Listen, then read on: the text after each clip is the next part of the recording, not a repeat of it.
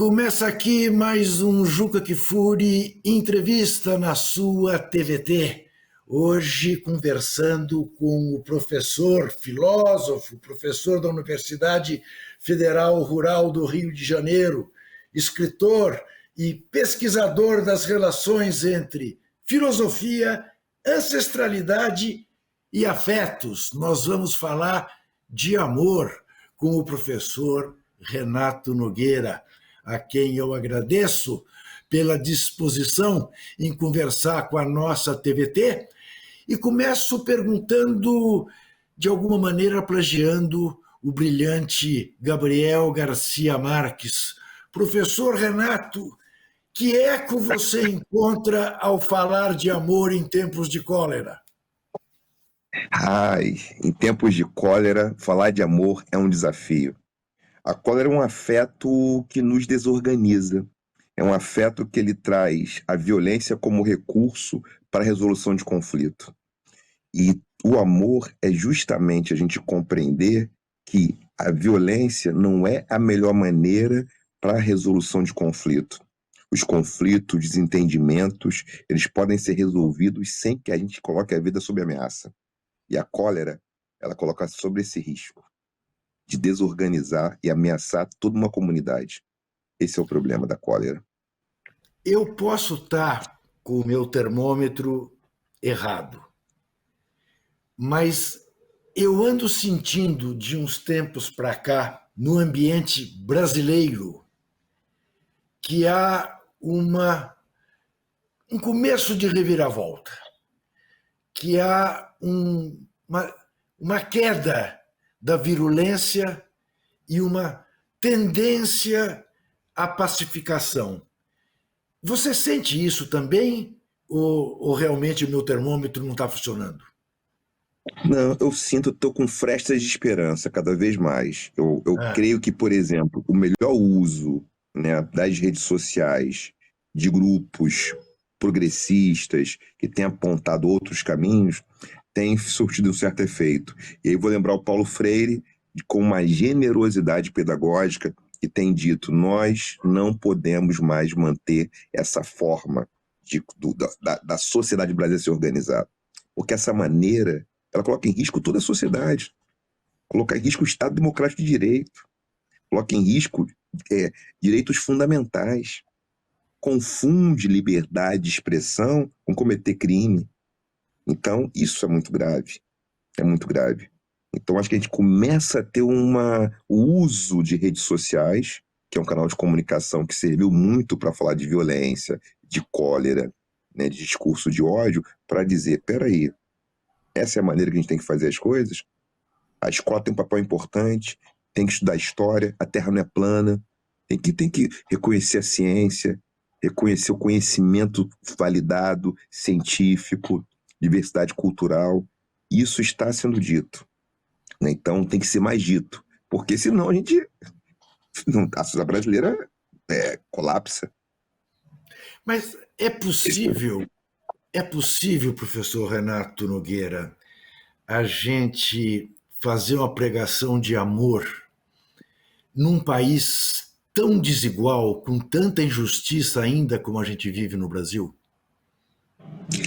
Por isso que eu penso que é o amor não romantizado, não idealizado, é o amor que tem relação com respeito. A gente não tem energia para amar tudo, todos, com toda intensidade o tempo inteiro. Não há problema. Agora, respeitar a todas as pessoas é possível. E aí, para isso, a gente vai ter que corrigir desigualdade. Vai ter que caminhar para a correção de desigualdades étnico-raciais, de gênero, de classe, né, regionais. Tem que caminhar para isso. Porque torna a sociedade mais segura, inclusive. Quando a gente tem mais desigualdade, aumenta a insegurança de todas as pessoas. Então, a gente tem direito a compartilhar os recursos que a sociedade brasileira produz de uma forma mais equânime. Isso é fundamental, isso é indispensável, isso é bom para todo mundo. A concentração de riqueza, ela não favorece o planeta nem as pessoas, nem ninguém. A gente precisa ter um grau de distribuição respeitoso, que tem a ver com o trabalho, valorizar as garantias fundamentais, o trabalho ser respeitado. Isso é muito importante. E aí o amor pode ser pregado numa outra dimensão. Uma dimensão de que a gente tem que ter uma comunidade segura, porque a comunidade que é segura, uma sociedade que é segura, ela favorece as oportunidades, com mais oportunidades iguais, equânimes, a gente melhora para todo mundo. Porque os talentos também se mostram melhor. Quem tem mais talento para alguma coisa pode desdobrar esse talento. Com desigualdade, dificulta muito mais. Mas então, e para mim está a questão talvez central dessa nossa conversa. Numa sociedade que costuma acusar os que não têm da violência, e aqueles que têm, e têm muito, acham que vão manter a sua segurança em carros blindados, em condomínios fechados, enfim, investindo não na distribuição da riqueza, mas na reclusão de uma bolha que compõe essa elite, como encontrar essa paz? A gente vai ter que ter política pública, não tem jeito. Tem que ter política pública de educação, redistribuição de renda. Por exemplo, eu vejo agora em 2025, né, o mês de outubro de 25, quando o imposto de renda, quando um projeto de lei que isenta pessoas que ganham até 5 mil reais de pagar imposto de renda, isso é muito positivo, é muito importante. É importante que a tributação leve em consideração os ganhos, leve em consideração privilégios, né? Então, quem ganha mais pode pagar mais. E esse recurso que entra para o Estado brasileiro vai ser redistribuído em torno de projetos e políticas públicas que podem dar mais acesso à educação, à saúde, saneamento básico.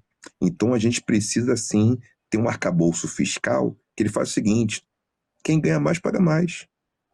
A tributação brasileira, meus amigos da economia apontam isso, né? Pessoas que fazem bons estudos no campo da economia, meus colegas de outros departamentos da universidade, eu vejo isso. A gente fazendo uma redistribuição de renda a partir de uma reforma, né? Uma reforma sobre tributação, isso já seria um grande avanço para financiar a educação, financiar a saúde, financiar saneamento, financiar projetos ambientais, seria maravilhoso. Então, acho que esse é o ponto. Esse é o ponto. Né? Quem ganha mais tem que pagar mais. Não tem como ser diferente. Não pode ser diferente. Professor Renato Nogueira, nós progressistas costumamos dizer que o amor venceu o ódio nas últimas eleições, com a vitória do presidente Lula sobre Jair Bolsonaro. O pessoal do Bolsonaro diz que amor que venceu coisa alguma. Se o amor tivesse vencido, vocês estariam a favor da anistia ampla, geral e irrestrita, como foram na década de 70, para anistiar os seus protegidos. Eu lhe pergunto, anistia ampla, geral e irrestrita nesse momento, tem alguma coisa a ver com amor? Muito importante. Que formulação importante, Juca. Juca Kfouri, querido, que pergunta importante, necessária essa sua formulação, sua provocação. Como que eu percebo? Anistia ampla, geral e restrita, ela coloca em xeque, tem um paradoxo, né? Um paradoxo fundamental. A gente ser, vamos dizer assim, tolerante com grupos que são intolerantes e querem a dissolução do Estado democrático de direito, ela caminha justamente para uma sociedade que é autoritária. Então esse é um problema. O autoritarismo, ele caminha para um estado de exceção. É necessário que nesse momento seja pedagógico para as pessoas envolvidas, né, no movimento do 8 de janeiro, para as pessoas que estão dizendo que o amor não venceu, que querem essa anistia, dizer com dosimetria da pena dentro do que as pessoas fizeram. Então, quem financiou é um tipo de pessoa. Quem fez certo tipo de apoio no campo da comunicação são outro grupo. As pessoas que estavam ali, vamos dizer, até algumas pessoas incautas, ou pessoas que estavam ali, eu acredito na família, eu creio na família, não sei o quê, nos valores, moral, bons costumes, que foram ali e cometeram ali crime, né? Crime contra o patrimônio, tem que ser assim também né, ser julgadas a partir disso. Então tem que ser pedagógico. Eu vejo que é uma generosidade pedagógica. É tipo uma criança que se deixa tomar sorvete no café da manhã, à tarde e à noite, pode ficar resfriada, pode passar mal, ter dor de barriga. Então é como isso, né? Tem as pessoas que estão nesse processo muito conscientes e queriam uma dissolução do Estado de Direito, e algumas que estavam ali por fatores ideológicos, questões emocionais, psicológicas. Né? Eu ainda digo uma outra coisa, tem também um sequestro amidalar, que no campo da neurociência é quando uma pessoa vive no modo raiva e no modo medo. E essa cultura do medo foi impingida a essa população, a parte desse grupo. Então, a anistia ampla, geral e restrita, ela não nos ajuda a aprender. E nós, no Brasil, tivemos muitas tentativas de golpe e muitos golpes bem-sucedidos. Meus amigos, meus colegas historiadores apontam isso muito bem, né? A história nos ensina isso. Então, é um momento histórico para dizer, nós não toleramos tentativa de golpe, porque isso enfraquece a sociedade brasileira, enfraquece nossa soberania. Então tem que ser pedagógico, porque a gente não está entendendo, não está compreendendo, alguns não compreendem. Seria ruim para toda a população, seria bom para pequenos grupos. Queriam surfar nesse processo, né, de autoritarismo, né, de censura, né, de censura travestida de liberdade de expressão, nesses jogos complexos que eles fazem, né? Então, nesse momento, a gente precisa, né, de uma correção pedagógica. Não é punitivismo, eu não sou punitivista, mas se trata do seguinte: a gente tem que ensinar, tem que aprender. Golpe de Estado, tentativa de golpe de Estado, é alguma coisa que não se tolera em sociedades que querem soberania e querem democracia. Não há lugar para isso. Então, vamos aprender. Uma oportunidade para quem errou, para quem erra, para quem errou, aprender. Quer Uma dizer, oportunidade. em resumo, o que você está dizendo é o seguinte: não é uma atitude inteligente por parte dos amorosos tolerar a intolerância. Isso. Não dá para tolerar a intolerância. Não podemos tolerar a intolerância, é isso. Não dá para tolerar. E dizer para a pessoa de lutar com questão de espírito de vingança, não é vingança, né? A democracia, a justiça não se baseia em vingança, se basear na legalidade, se basear nos direitos fundamentais, direitos humanos garantidos. As pessoas que estarão presas, que estão presas, têm que ter seus direitos preservados, mas tem que compreender: comete um crime, há um grau de punição para esse crime, que não é linchamento em praça pública. Eu sou contra o linchamento em praça pública. Eu sou contra a tortura, sou contra a humilhação, mas eu sou a favor que as pessoas possam, com maturidade, pessoas adultas que estão sobre, né, os desígnios legais, elas aprenderem com os seus erros, inclusive. Até para ter depoimento depois de pessoas: olha só, perdemos uma eleição, eu apoiava um grupo, me excedi, mas eu quero caminhar num programa conservador, que é um direito, é um espectro que é direito. Mas isso não se conquista com violência, não se conquista quebrando um Congresso Nacional, defecando na cadeira de um ministro do Supremo, não se conquista isso rasgando a Constituição, né, quebrando coisas. Isso é falta de modos, né? Então, falta de modos. Então, tem que educar as pessoas, falar assim: ó, não pode fazer isso não. Você não pode, aqui é banheiro, aqui é cozinha, cada lugar se faz uma coisa na casa. Ó, a gente não faz isso aqui nesse lugar. Você não defeca onde come. É ensinar, porque é isso, né? Porque imagina essas pessoas, grupos, com esse espírito administrando o Estado brasileiro. Imagina como a gente ficaria hoje. Certo. A intolerância é completa. Não concordo. Não existe machismo, não. Isso é mimimi. A mulher pode apanhar? Não existe racismo, não. A pessoa foi seguida e foi acusada de um roubo que ela não cometeu. Isso é racismo, existe. Então, as pessoas vão ficar negando a realidade. Então, não dá para... As evidências estão aí de certos estudos, então é isso, né? Não dá para fazer isso. Eu tô até aqui sorrindo, porque é isso. Tem que uma educação, é como você educar uma pessoa que não tem. Alguns podem ser educados. Os que não podem, vamos ter que dar um limite. Às vezes vai ter que ser a prisão. Muitas vezes é a prisão, porque a pessoa não tem jeito. Ela tem jeito, pode ter jeito. Eu creio na socialização, na ressocialização. Eu acredito nisso. Mas a gente precisa dar um limite. Porque se não dá um limite, nós já percebemos. Alguns grupos estavam dispostos a tudo, né? A tudo. Então lhe Então pergunto, é grave. a falta de empatia, ela é um sintoma do desamor? Pergunto especificamente, quer dizer, Uhum. quando você encontra um governante que diz, diante de centenas de milhares de mortos, eu não sou coveiro, todo mundo vai morrer, isto é um sintoma claro de uma sociedade doente, liderada por um comandante igualmente doente? Juca, vou te falar, você foi num ponto. Essa falta de empatia é uma falta de. É um pacto narcísico com aqueles que se parecem comigo. Esse pacto narcísico que eu só escuto e sinto a dor dos que se parecem comigo, então pequenos grupos, né? Aí entram questões étnico-raciais, de classe. Isso é muito ruim para uma sociedade que é plural e que é diversa. Isso é um sintoma de adoecimento. É um sintoma de adoecimento que pode ter aquele que está adoecido, mas tem aqueles que são perversos.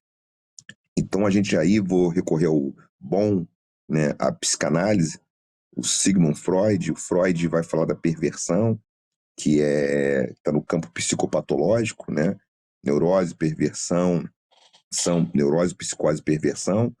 Pode ter sim pessoas que são perversas e têm prazer em humilhar, e têm prazer em se sentirem superiores e se objetificarem os outros, tratarem os outros como se fossem coisas. Então, isso é um sintoma, sim, de uma sociedade que está adoecida. Agora, é necessário, então, que a gente tenha mecanismos, dispositivos para conter essas pessoas, para dizer, isso aqui não, a gente não aceita isso. O que você está querendo fazer é querendo desumanizar os outros. E aí, por isso que é importante o judiciário nessa hora. É importante o Congresso, grupos que formulem leis que façam sentido, leis que não permitam isso. Né? Não dá para flertar com isso. É muito perigoso. Muito Perfeito, perigoso. perfeito. Nós vamos fazer um rápido intervalo e já voltamos com o professor Renato Nogueira.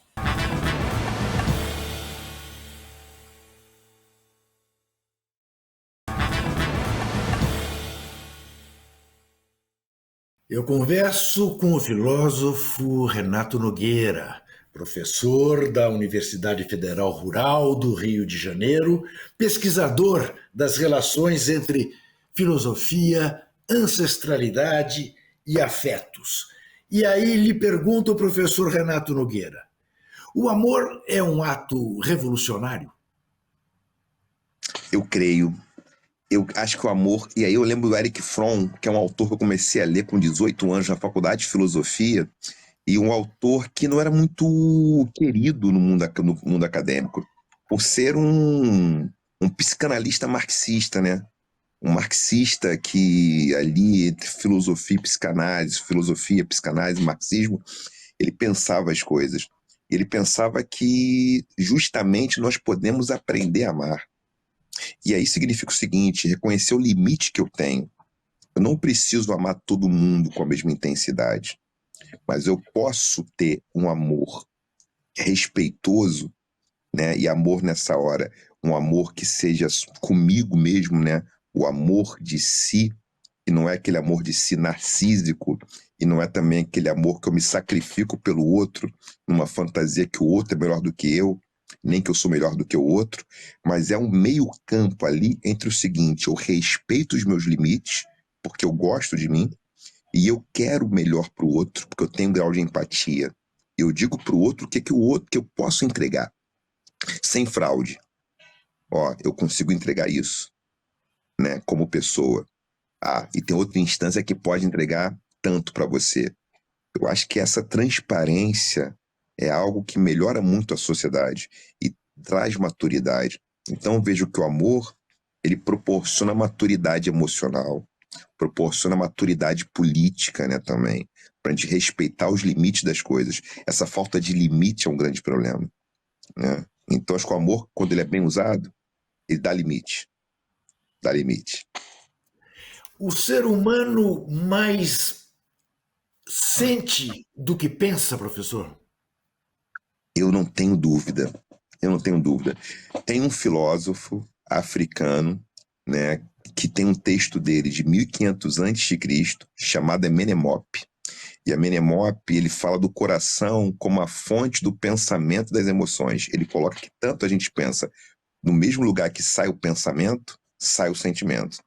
E aí tem um neurocientista português, o Antônio Damasio, que escreveu uma obra das mais conhecidas, chama-se O Erro de Descartes, em que ele faz um diálogo com a filosofia.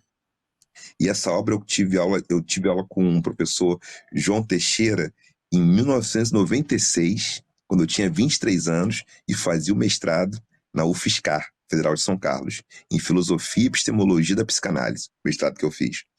E eu comecei a ler o Damasio nessa época. Vai tempo. E aí, o que o Damasio vai formular nos estudos dele como neurocientista? Nós somos máquinas de sentir. Por isso que, como nós somos máquinas de sentir, muito mais que máquinas de pensar, isso pode muitas vezes confundir. Por isso que eu acredito, a gente pensa bem quando estamos emocionalmente seguros. A gente consegue raciocinar com mais qualidade quando a gente não está tenso pelo medo, quando a gente não está, digamos assim, tomado pela raiva. Então, quando a gente está com afetos que são, digamos, mais solares, o pensamento transcorre melhor. Por isso que o emocional, quando está muito, digamos, turbulento, a pessoa não consegue colocar os pingos nos is. E, aquilo que a gente falou no primeiro bloco, esses grupos, eles não conseguem porque eles estão sempre tomados pela raiva, pelo medo, os grupos autoritários. Esse é um problema. Então, eles estão sempre ali no limite das coisas. Não estão raciocinando com toda a potência da racionalidade. Não conseguem. Mas você falou em máquina de sentir. Mas Assim, isso me conduz a uma outra máquina, a máquina do trabalho. Afinal, a gente vive para trabalhar ou trabalha para viver? boa questão. Eu acredito que a gente não deve, que o trabalho, não pode ocupar todos os recantos da nossa vida. E aí, falando de Brasil, né, tem duas tecnologias culturais, eu vou responder essa que a gente vive para trabalhar para viver, por quê? Se nós vivemos para trabalhar ou trabalhamos para viver, eu vou caminhar por uma estrada, por uma encruzilhada, mais do que por um labirinto, digamos assim. Na cultura dos povos originários, povos indígenas, eles sempre tiveram a relação com o trabalho que respeita o descanso. As culturas africanas, né, as populações africanas que vieram para o Brasil sob o regime cruel da escravização, elas também tinham uma relação de respeito com o descanso. Tanto que a cultura eurocêntrica ocidental, ela colocou, né, sob os povos indígenas a pecha da preguiça e sobre a população negra a pecha da malandragem. O que são preguiça e malandragem? Tecnologias culturais para dizer eu trabalho o que for preciso, desde que isso não coloque em risco a minha vida. Tem que descansar, tem que ter garantias. E a gente vive uma cultura que as garantias não são perdidas, onde as pessoas ficam orgulhosas de ter 3 turnos de trabalho, né? E não ter muitas vezes o retorno daquilo que foi produzido. Então a gente precisa revisitar isso, porque a gente trabalha, né, para viver, para ter qualidade de vida, para poder usufruir o resultado do nosso trabalho, né? E o nosso trabalho também enriquecer as pessoas, não só no sentido financeiro, mas falando emocionalmente, culturalmente, isso é o mais importante. Então eu sou muito favorável, eu fico muito feliz em ver essa medida, né, que está no nosso Congresso, que é o fim da escala 6x1. Érica Hilton, que maravilha. E outros atores políticos que têm feito esse debate, né, também. Então, eu sou a favor de 4x3, 5x2 pelo menos, né? Ou dias intercalados, que isso gere todas as pessoas possam trabalhar e todas as pessoas possam ter necessidades fundamentais satisfeitas. Então, tem que ter uma nova regulação da carga horária de trabalho da população, dos trabalhadores no Brasil. Não é possível as pessoas trabalharem sem direito, de forma contínua, sem folga, sem descanso. Claro. Isso não pode acontecer. Não pode acontecer. Professor Renato Nogueira, vamos fazer um merchan de um livro seu. Qual é a gramática do livro O ABC do Amor? O ABC do Amor é um livro que eu gosto muito, que eu lancei no dia do meu aniversário, 18 de julho de 2025, eu lancei o livro. Aí minhas filhas falaram, pô, pai, vai trabalhar no seu aniversário? Eu falei, não, era um sonho que eu queria realizar, lançar um livro no dia do meu aniversário. E eu fiquei muito interessado numa gramática dos afetos nesse livro, né? Então, um livro que eu falo de conceitos que eu considero muito relevantes: amor romântico, amor confluente, agamia, poliamor, frustração, decepção. Então, são termos que eu vou colocando, né?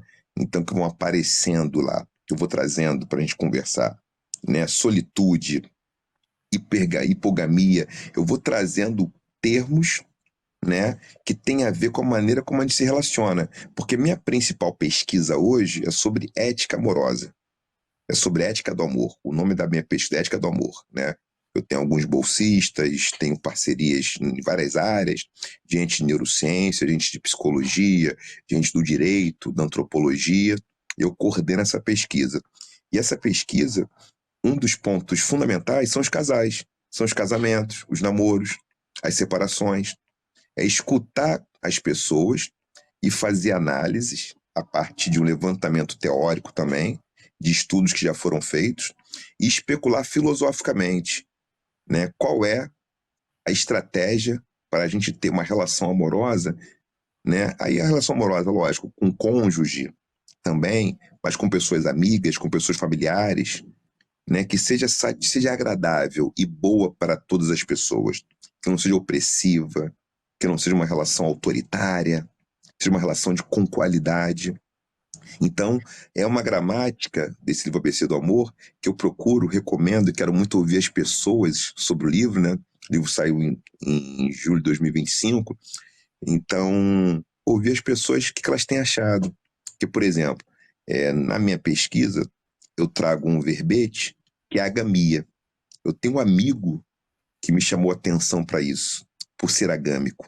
Pessoas agâmicas são pessoas que não querem formar par. São pessoas que podem se relacionar, mas não querem viver em casal.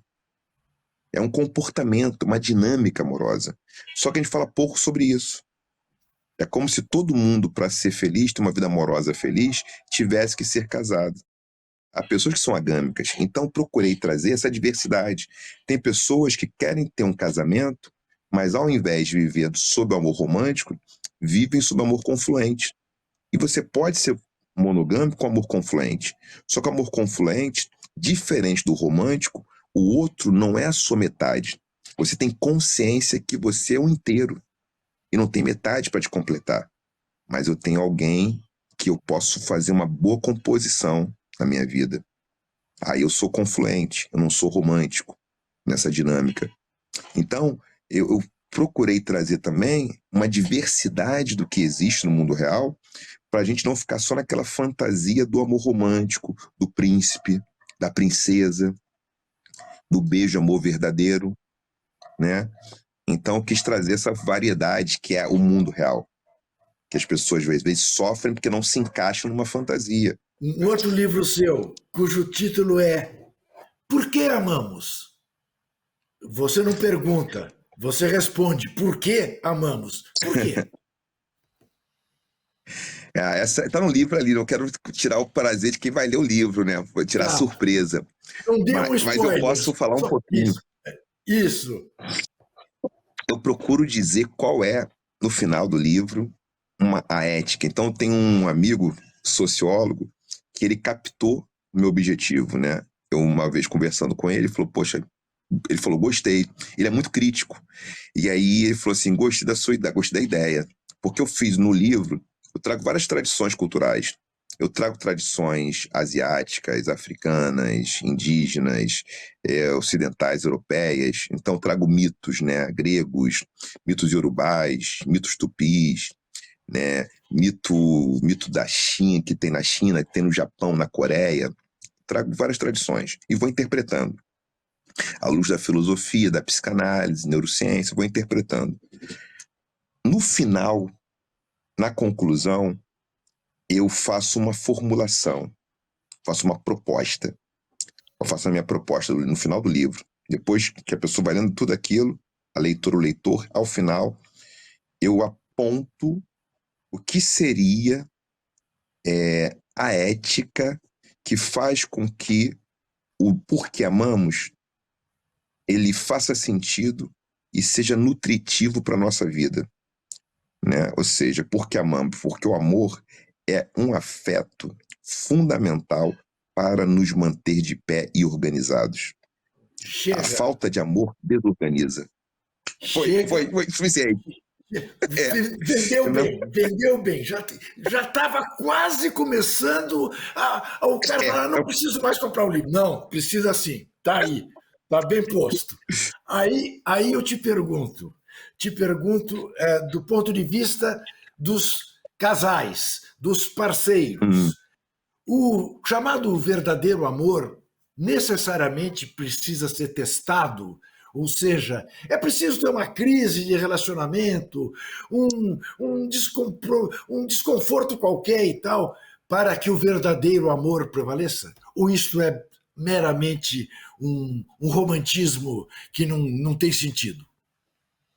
eu acho que não é bem assim, não. Não precisa ter essas crises, não. Eu acho que quanto mais É, crise, você pode é, ter um acúmulo de mal-estar. Isso pode atrapalhar o casal.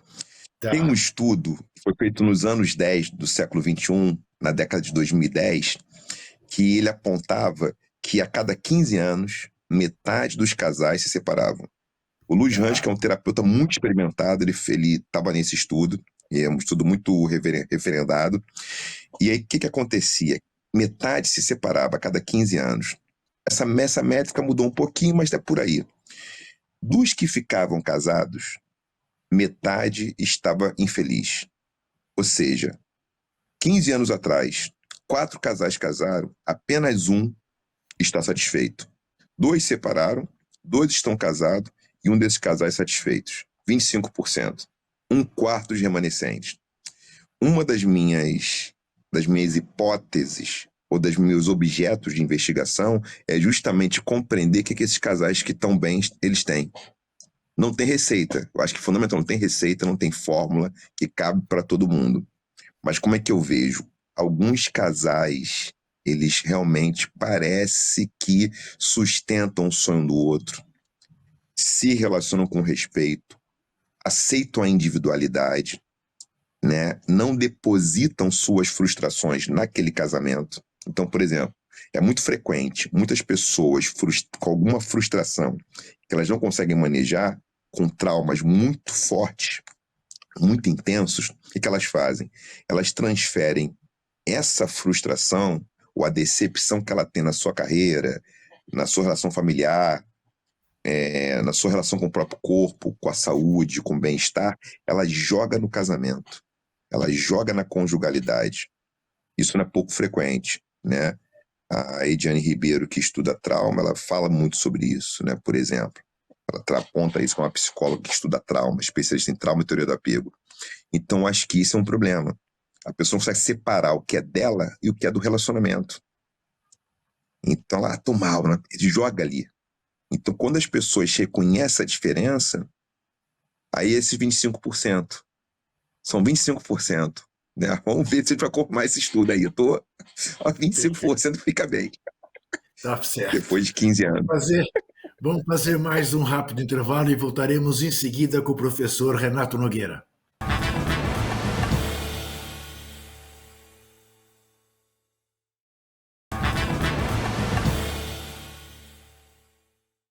Converso com o filósofo, com o professor, especialista no amor. E o amor é lindo, como você bem sabe. Converso com Renato Nogueira e vou fazer uma pergunta que, na verdade, vem de Mira Lima, uma, Hum, uma telespectadora da TVT, uma parceira da TVT que se utiliza de um canal específico que a TVT tem já de algum tempo para cá no YouTube, para que os nossos telespectadores possam fazer perguntas. E ela mora na Zona Leste paulistana, onde vive a maior fonte de amor que existe, não apenas em São Paulo, eu diria no Brasil, que é o glorioso Esporte Clube Corinthians Paulista. E ela pergunta: o que é a descolonização do pensamento filosófico? boa questão. Obrigado, Mira. Obrigado, Mira Lima, por essa pergunta. O pensamento filosófico, ele se encontra, digamos assim, numa dinâmica colonial quando ele se arvora uma exclusividade de surgimento, de nascimento. Um dos meus textos que mais se tornou, digamos assim, objeto de crítica, isso há anos atrás, já tem bastante tempo, foi quando eu, junto com colegas, eu publiquei um trabalho sozinho e num debate com outros colegas, eu tive muito mais críticas inicialmente do que elogios, porque eu questionava o surgimento, o berço grego da filosofia. E a gente não tinha muitos textos ainda no Brasil questionando que a filosofia nasceu na Grécia. E aí eu trouxe estudos, trouxe material, né, dizendo, não, a gente tem textos de filosofia anteriores aos gregos. E tem outros lugares do planeta, e aí especificamente eu me concentrei em textos africanos, que falavam de filosofia.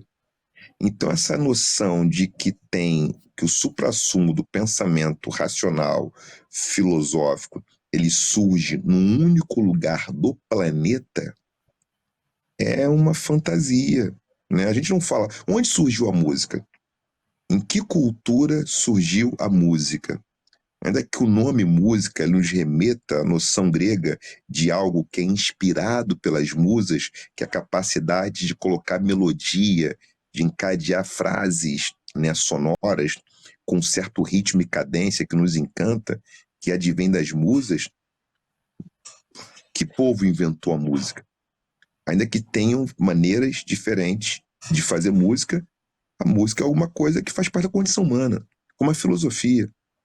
Tem maneiras diferentes, escolas diferentes. Então eu trouxe essa discussão e é um assunto que eu acabei orientando muitas pessoas, oriento pessoas com leituras de filosofias que não surgiram só do contexto ocidental. Seria muita presunção, muito narcísico, né? Não, só os gregos faziam filosofia na antiguidade, mas ninguém fazia. E hoje a gente já tem texto reconhecido. A pessoa não tem texto, cadê o texto? Vai ter um monte de texto aí, já está reconhecido, só procurar que Beleza, encontra. tá certo. Não, Só procurar que encontra.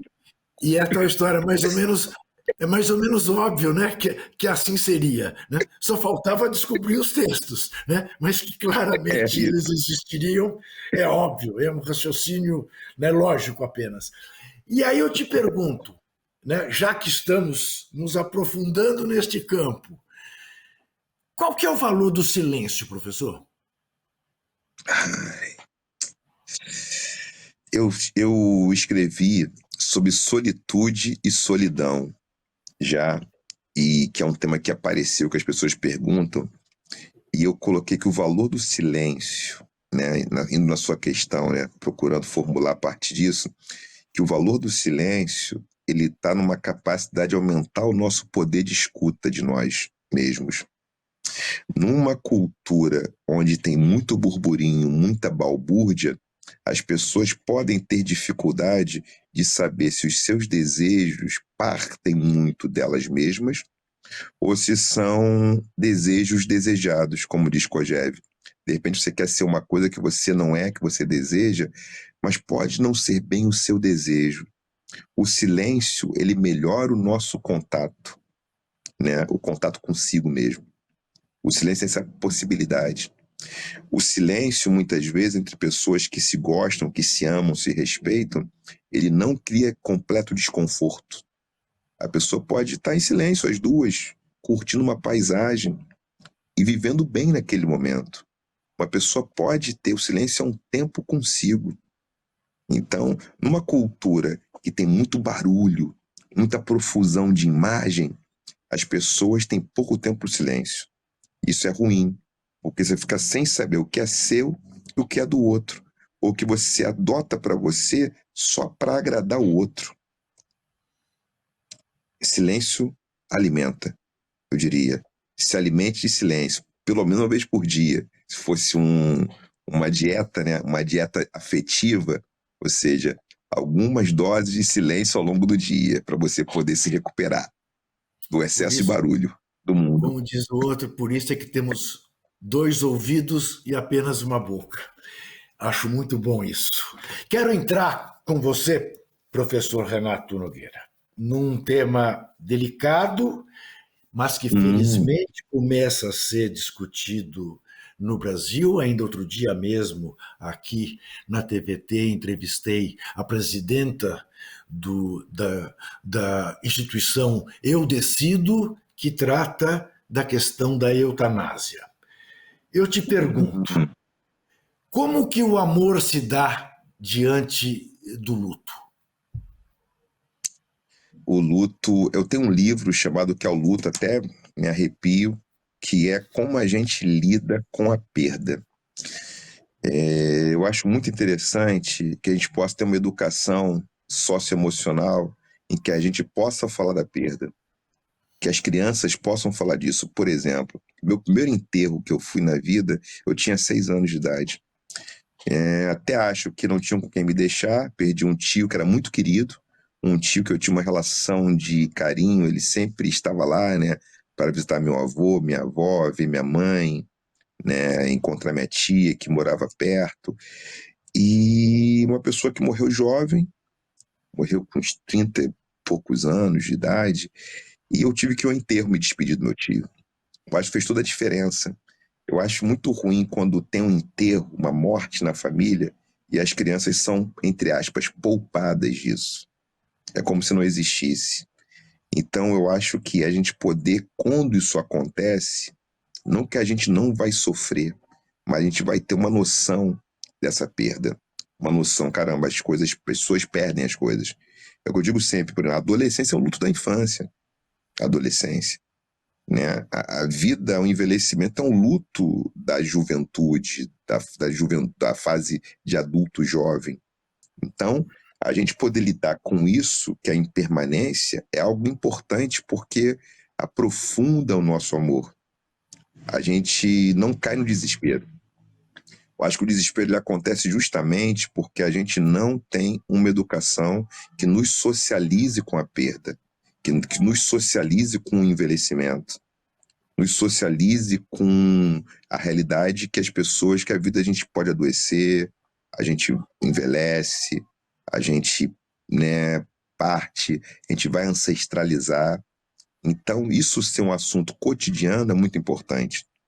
E aí tem institutos, grupos que têm discutido tanto o manejo do luto como a eutanásia para as pessoas que estão entendendo que a vida que tá num momento, vamos dizer assim, paliativo, de cuidados paliativos, que podem permanecer, inclusive, mas que a gente tem que discutir se é o paliativo, ou é o paliativo e eutanásia, se é um pouco de cada coisa. Então, isso requer maturidade. Essa maturidade que eu diria, Juca, querido, e todo o pessoal da TVT, que rivaliza com essa síndrome do vampiro, que eu tenho conversado sobre isso e conversei sobre isso este ano muito com Ailton Krenak sobre essa síndrome do vampiro, que é uma cultura que acha que seremos jovens para sempre, uma cultura que acha que as coisas não passam, né? Uma cultura que recusa a finitude, que tem vergonha do envelhecimento, sabe? Então precisamos falar de luto também, precisamos aprender a nos despedir das coisas, precisamos ensinar as crianças que o tempo passa, que a gente precisa ter carinho, cuidado com essa fragilidade que somos, com essa coisa frágil que é a vida. Então, essa responsabilidade, sabe, emocional, afetiva, de cuidar da vida, de cuidar da perda, de cuidar do outro, de cuidar de si. Precisamos disso. Essa generosidade. O Uruguai acaba de aprovar a eutanásia. Que posição você tem em relação a essa questão? Eu acredito, eu valorizo a vida em primeiro lugar, sempre, sempre. Eu acho que é uma escolha, eu acho que é um direito que a família e a pessoa devem exercer, né, sobre a própria vida. E como é que eu vejo isso hoje? Que deve ser uma conversa. Então, uma pessoa está com, digamos, com uma doença muito grave, e se os cuidados paliativos eles se tornaram algo que a pessoa doente não suporta mais e ela está querendo, né, ter esse direito, eu acho que sim, a gente precisa conversar, o Congresso Nacional, né, a sociedade brasileira, com maturidade, tem que abrir um fórum para esse debate, para debater isso, debater esse direito. Estamos de Debater pleno esse acordo. direito. Deve ser... Estamos de pleno acordo. Qual que é a maior homenagem que a gente pode prestar às pessoas que foram?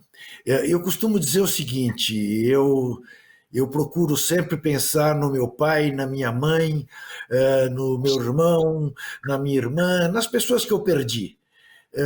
Sempre tento pensar nelas sorrindo. E isso, de alguma maneira, me conforta. Nem sempre eu consigo.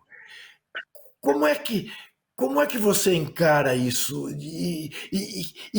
O que a gente pode aprender? Que treino a gente pode fazer no sentido de homenagear verdadeiramente aquelas pessoas que a gente ama e que não estão mais aqui? Eu acho que uma boa partida é muito interessante, um bom ritual de partida. Como essa pessoa queria ser enterrada? Eu acho que o famoso gurufim, o gurufim que é uma forma, né, de funeral muito frequente no mundo do samba, né? Especificamente no mundo do samba, o curumim. Ou seja, quando as pessoas bebem o morto, as pessoas bebem e cantam. Vou dar um exemplo de uma homenagem linda que eu passei no início dela. Eu estava num dia de compromisso, mas quando Arlindo Cruz ancestralizou. Então, o Gurufim da Arlindo Cruz, uma roda de samba com muitas pessoas cantando, sambando, bebendo, festejando a vida, lembrando tudo que ele fez e continua fazendo pela gente com as suas canções. Então, eu diria que o Gurufim é uma boa homenagem. E, por exemplo, meu avô, né, o meu avô que aprendeu histórias com o avô dele, minhas avós, meu avô materno, não tive tanto com esse meu avô paterno. Meu avô materno me ensinou muitas histórias. Então, quando eu continuo contando as histórias que ele aprendeu da tradição cultural africana, da nossa família, né, uma família Guerruá, que estava no reino Mandecá, nossos ancestrais mais antigos, isso para mim é fora de série. Eu homenageio meu avô cotidianamente, né, quando eu conto, quando eu escrevo. Meu avô contava histórias, não teve chance de escrever. Minhas avós faziam, né, ou a reza, seus banhos, seus trabalhos. Eu homenageio quando eu tô junto, né? Meu pai, minha mãe é de 50, minha mãe, né, tá conosco, minha mãe pessoa muito especial na minha trajetória, né? Fundamental. Meu pai também. Meu pai ancestralizou há alguns anos já. E quando eu lembro das histórias que meu pai conversava comigo, com 14 anos, perguntando sobre amor pro meu pai. Pai, se eu gostar de uma garota, o que eu faço? Então, isso, lembrar desse sorriso, dessa fala do meu pai, é uma homenagem. Mas eu diria que o Gurufim é uma homenagem maravilhosa, óbvio. O Gurufim não faz parte da cultura de todo mundo do Brasil. Mas encontre o seu jeito de homenagear nessa despedida. Acho que uma despedida com alegria é algo fundamental. Eu É o acho que que faz uma diferença. Aqui em São Paulo houve alguma coisa parecida com como você se referiu ao Arlindo Cruz, com o Zé Celso Martinez. O velório dele foi um happening, foi uma festa como ele gostaria que fosse, né? E eu acho que isso faz todo sentido.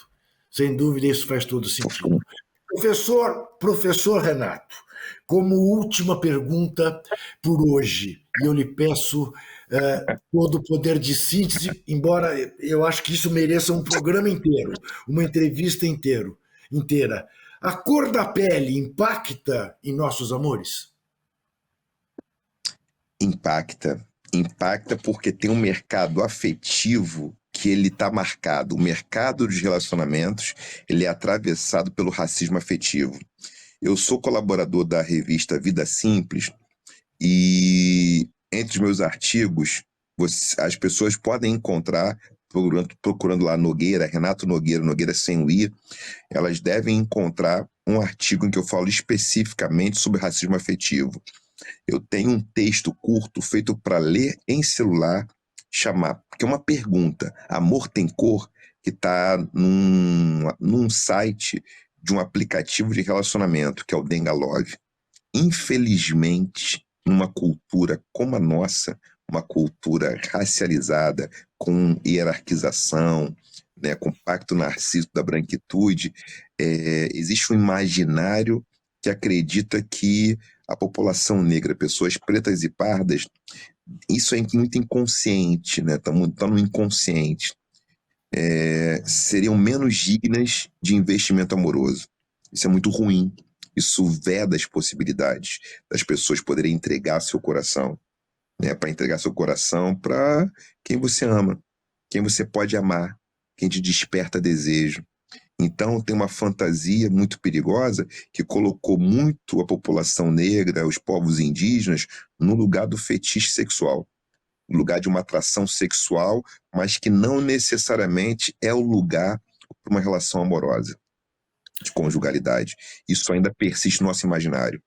Óbvio que as coisas estão mudando, a gente tem avançado nessa crítica, mas infelizmente esse mercado de relacionamento está atravessado pelo racismo afetivo, que é um tema que me interessa também. Que me interessa também estudar, porque eu estudo amor, então tudo que está ligado aos afetos acaba me atravessando, não tem jeito. Claro. Professor Renato Nogueira, lhe agradeço muitíssimo por essa conversa tão esclarecedora, tão bonita, tão tocante, tão sensível. Lembrando a você que toda quinta-feira, às 9 horas da noite, tem Juca Kfouri entrevista aqui na sua TVT e que é preciso confiar e fiscalizar sempre.